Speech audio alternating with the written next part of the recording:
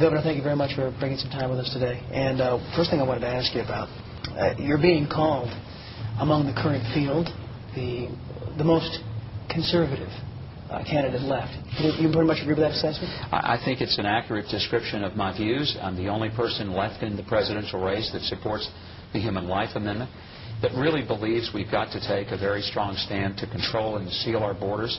It's not about saying that we're against people coming here. We just want to make sure that we have them come through the front door and sign the guest book and do it legally.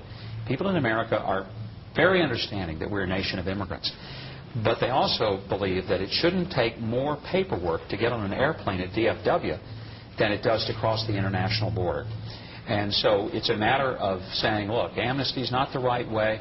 Having a way in which people start from their own country and they come through the front door and sign the guest book, that's the way this ought to work. And so we have a specific plan about getting that done. And I'm the only candidate who does.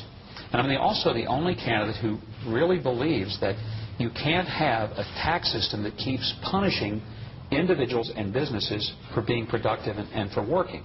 Small business is struggling today just to stay afloat because the tax code in this country just chases jobs right off the American shore.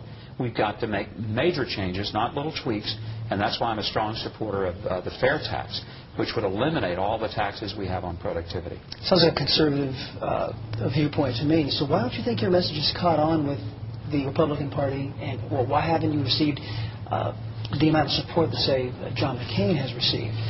When people look at the map of how this is shaped out, I have the support of the core of the base of the party. If you look at the states in the South, from West Virginia all the way through Alabama, Georgia, Tennessee, Arkansas, these states in the Midwest like Kansas and Iowa, states that the Republican has to win because these are the really conservative states.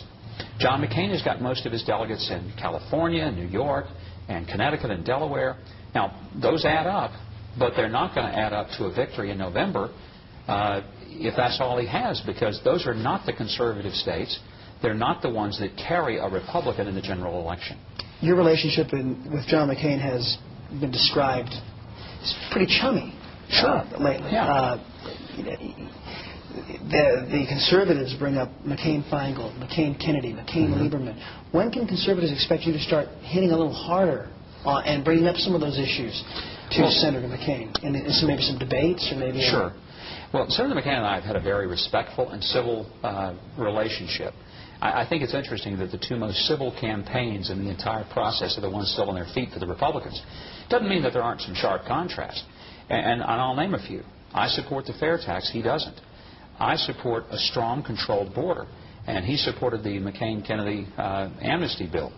I'm a strong adherent for the Second Amendment. And there's some question marks on Senator McCain's record. I'm unabashedly opposed to the McCain-Feingold campaign finance. I think it ruined politics. It didn't help it. And I'm for the human life and federal marriage amendments. He's opposed to both of those. So there's some sharp contrast. And I bring them up. But it doesn't have to be in the context of attacking Senator McCain, because that's not what I'm about.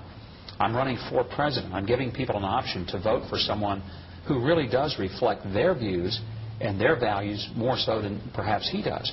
But it's not to say that he's not a decent human being or that I have something against him, because I don't. And frankly, I still think if I had to choose between John McCain and Hillary Clinton or Barack Obama, I'd pick John McCain in a heartbeat. I'd just pick me first. Okay.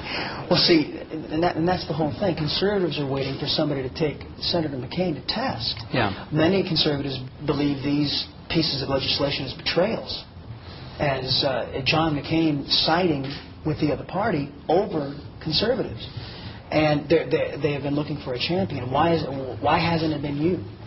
I have, I think, given people a real reason to support me who are conservatives. And more, I think, if you look at a lot of the exit poll numbers, true conservatives are. Now, one of the things I'm facing is this constant barrage from the national media that it's all over, the math won't work, it's John McCain, and it's a done deal. Why didn't Huckabee leave? I'll tell you why I don't leave. Because if I leave, nobody's out there really with that conservative voice saying, let's fix our borders. Let's deal with this immigration issue. Nobody then is going to be saying, let's have a federal marriage amendment. Let's have a human life amendment. Let's really stand for the sanctity of human life. That's why a lot of people are Republican. And nobody's going to be saying, let's get rid of the Internal Revenue Service. kill them before they kill the last business standing in America. And so that's why I'm here. But I think, for example, I trust that people in Texas are smart enough to sort through issues. I don't have to attack Senator McCain for them to know that there are stark differences.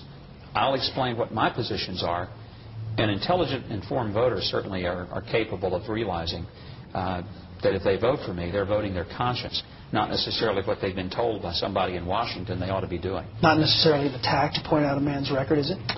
It's not an attack, but I also want to be very careful that this doesn't become a war between John McCain and me, because ultimately the real battle is going to be with Barack Obama and perhaps Hillary Clinton, but probably Barack. I think I'm the best candidate to challenge Barack Obama, both from a generational standpoint as well as in terms of being able to say I'm the only person in this race that has chief executive experience, that's actually run a government, managed one, had tangible results as a result of doing it, and understands the total playing field, that can give leadership to issues all over the board, from domestic to foreign policy.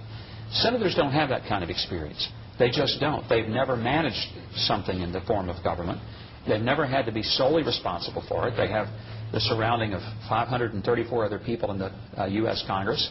And it's a totally different perspective than it is to actually be the chief executive. Anything to the speculation that because you've been so civil to John McCain, and anything to speculation that you're kind of vying for a vice presidential bid because it make it harder for the Republican Party to ignore you in that regard?